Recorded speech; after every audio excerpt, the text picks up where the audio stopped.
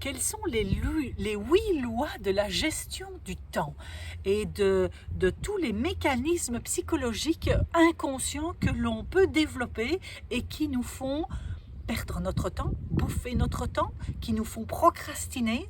C'est la vidéo que j'ai envie de vous faire aujourd'hui.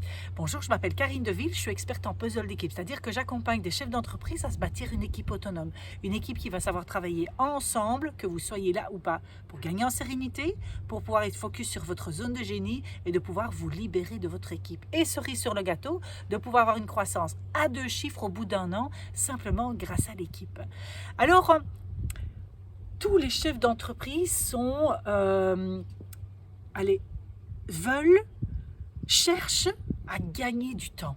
On n'a jamais assez de temps dans une journée pour faire tout ce qu'on a envie de faire, tout ce qui est nécessaire de faire pour pouvoir faire croître l'entreprise, faire en sorte que les commandes rentrent, qu'elles soient livrées, que le client soit satisfait. Tout ça fait que des fois on arrive finalement à la fin de la journée, on se dit mais nom d'une pipe, j'allais dire autre chose, je n'ai pas occupé le temps comme je le voulais. Et donc aujourd'hui, j'ai envie de vous parler de ces 8 bouffeurs de temps, ces 8 mécanismes psychologiques inconscients que l'on peut développer et surtout les solutions pour pouvoir y remédier. Donc la première dont j'ai envie de vous parler, c'est la loi de Parkinson. La loi de Parkinson, c'est que plus on a de temps pour pouvoir faire une tâche, plus on va occuper ce temps pour pouvoir faire la tâche.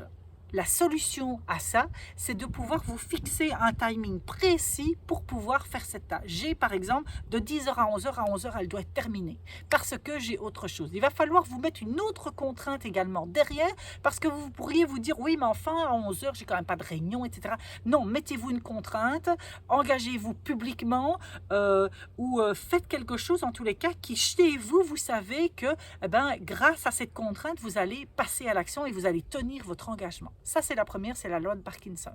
La deuxième, c'est la loi de Murphy. La loi de Murphy, c'est qu'on sous-estime la plupart du temps le temps nécessaire pour pouvoir faire une tâche. Et donc là, la solution, ça va être de se dire, ok, quand je prévois ce temps-là, pour moi, ça devait prendre 1 heure. Mais vous savez pertinemment bien, parce que vous avez déjà vécu ça dans le passé, que oui, mais souvent, je mets quand même 50% de temps en plus. Ok, je passe à 50% en plus. Je le planifie, c'est 50%. Donc, je mets un coefficient multiplicateur parce que je sais que je suis trop optimiste finalement pour pouvoir faire ça.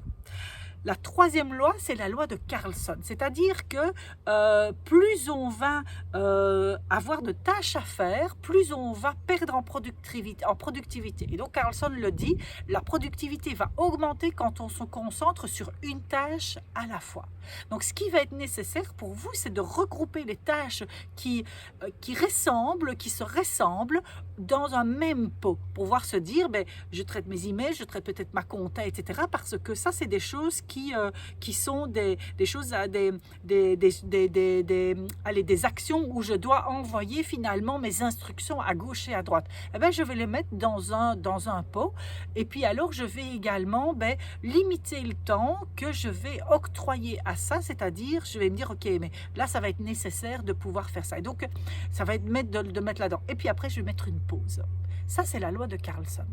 La 4e loi, c'est la loi de Pareto. C'est-à-dire qu'on sait que 80% des choses que l'on fait sont inutiles, ne sont pas essentielles et que ça va nous donner 20% des résultats. Et donc, que l'on va obtenir. Et donc ici, c'est de pouvoir faire le tri entre ce qui est essentiel et ce qui est accessoire. Quand je démarre ma journée, ok. Finalement, entre l'important et l'urgent, où est-ce que je vais mettre les choses? Entre l'essentiel et l'accessoire, à quoi est-ce que je vais concentrer les choses?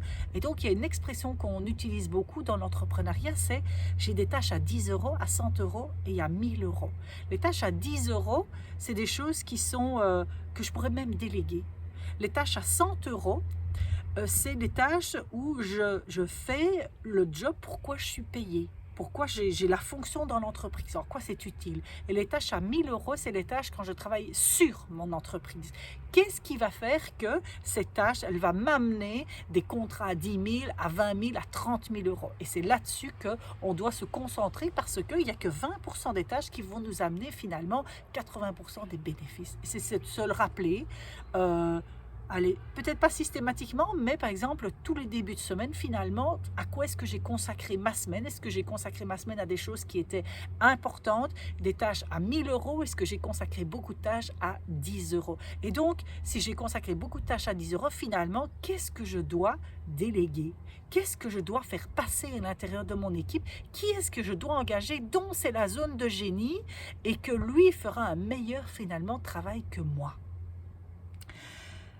La cinquième loi, c'est la loi de Laboretti. La loi de Laboretti, c'est que on a toujours tendance à commencer par le plus facile et c'est le plus difficile. Et il y a un bouquin qui s'appelle Eat the Frog, je pense que c'est Eat the Frog. Donc, c'est-à-dire avaler la grenouille d'abord. Et donc, il va falloir en début de journée ou en début de semaine mettre les tâches que vous n'aimez pas, qui sont rébarbatives, ou de trouver d'autres moyens, par exemple de travailler avec quelqu'un d'autre, de dire ok, j'aime pas faire cette tâche-là, est-ce que tu pourrais travailler avec moi là-dessus parce que j'ai envie qu'elle s'évacue finalement. Et c'est de garder le reste, ce qu'on préfère faire pour la fin, pour pouvoir en fin de journée ou en fin de semaine avoir cette satisfaction que waouh, on l'a fait.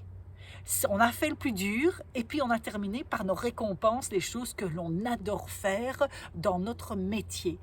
Donc là, ça va être important parce qu'en fin de semaine ou en fin de journée, il est important de pouvoir avoir cette satisfaction d'avoir une bonne journée. De temps en temps, naturellement, on ne va pas avoir cette satisfaction-là. Par contre, 80% du temps, ça va être intéressant de pouvoir le faire pour pouvoir travailler son automotivation. Alors la sixième loi, c'est la loi de Illich. La loi de Illich, c'est que au-delà d'une certaine durée que l'on a consacrée à un travail, notre productivité diminue, notre concentration diminue, on ne peut plus être performant. Et donc là, c'est de se dire, ok, mais là, il y a comme ça certaines personnes qui ont fait des études et qui disent, ben, faites des tranches de 20 minutes ou de 40 minutes. Je fais des tranches de 20 minutes, je m'arrête 5 minutes. Je fais des tranches de 40 minutes, je m'arrête 10 minutes. Et de mettre le chrono en place pour pouvoir avoir ce métrique, parce que des fois, on est pris dedans. Et de pouvoir alterner entre ces périodes de concentration, ces périodes de repos, pour pouvoir alterner et de pouvoir se dire, ok, mais ça, je fais ça la matinée, ça, je fais ça l'après-midi. Ça va être aussi important. L'avant-dernière loi, c'est la loi de Taylor, c'est-à-dire le temps que l'on va mettre pour pouvoir faire certaines tâches influe sur le temps qu'elles vont nous prendre. Et donc là, ce qui va être justement important, c'est de prioriser les tâches. Parce que finalement, et on en revient à tout ce qui est urgent et important, c'est-à-dire que comment est-ce que je vais prioriser mes tâches pour pouvoir influer sur cette loi justement de Taylor. Et la dernière, c'est la loi de Fraise. La loi de Fraise, qu'est-ce qu'elle nous dit? C'est que plus une activité est intéressante, plus le temps passe vite sur l'activité que l'on fait. Et donc la perception du temps est subjective. Donc il peut vous arriver des fois d'être concentré sur une tâche parce que vous aimez faire ça, puis vous le... Oh, il est déjà 17h, mais je n'avais pas remarqué. Oh, merde, je devais faire autre chose finalement. Je n'ai pas terminé ce que je voulais faire et tout ça parce qu'on a été super concentré. Et donc là, la solution qui va pouvoir être mise en place, c'est idem. On va travailler sur les tâches les plus pénibles au début pour pouvoir évacuer ce temps-là et de pouvoir rentrer alors dans un système dans le flow, on appelle ça. Et donc là, c'est quelque chose, waouh, on a l'impression que tout vient tout seul et on passe de plus en plus de temps. Alors, j'aimerais bien que vous me disiez dans les commentaires quelle est la loi qui vous parle le plus? Soit parce que c'est quelque chose que vous avez déjà travaillé, soit c'est quelque chose sur lequel vous avez envie de travailler. Et vous savez que c'est la loi, c'est celle-là, c'est ce type de solution-là, c'est ce mécanisme-là dans lequel je rentre. Et que si je mets ça en place, j'ai quelque chose qui va être game changer et qui va me faire justement gagner du temps. Mais le but n'est pas que gagner du temps, mais c'est également de gagner en sérénité. Et quand on est plus serein, on est beaucoup plus efficace, on dort mieux, on s'alimente mieux, on a des meilleures relations. Finalement, ça fait effet boule de neige et que la vie finalement est vue de façon plus légère, plus agréable, et que finalement ça va influencer sur l'énergie que vous envoyez aux autres, et quand on envoie de la bonne énergie, on en reçoit en retour. Je vous propose aussi de vous abonner à cette chaîne YouTube parce qu'on est à la vidéo numéro, si je ne me trompe pas, numéro 97 de mon défi 365 jours de vidéos sur YouTube. Et donc, il en reste encore. J'ai encore plein d'idées à vous partager, plein de tips à vous révéler, plein de mécanismes dans lesquels vous tombez et que vous pouvez changer les choses et que vous pouvez aller de plus en plus sur l'autonomie de votre équipe et de pouvoir vous sentir serein et vous libérer de votre équipe. Et la dernière chose, c'est que ici, dans les commentaires, dans le descriptif, vous avez également la possibilité de faire un test de votre style de management pour connaître vos forces et pour déjà travailler sur les points sur lesquels vous chutez à chaque fois et que vous allez pouvoir vous améliorer pour pouvoir aller de plus en plus vers cette équipe autonome. Je vous souhaite une belle journée ou une belle soirée. Vous voyez qu'ici, c'est la soirée. À très bientôt. Au revoir.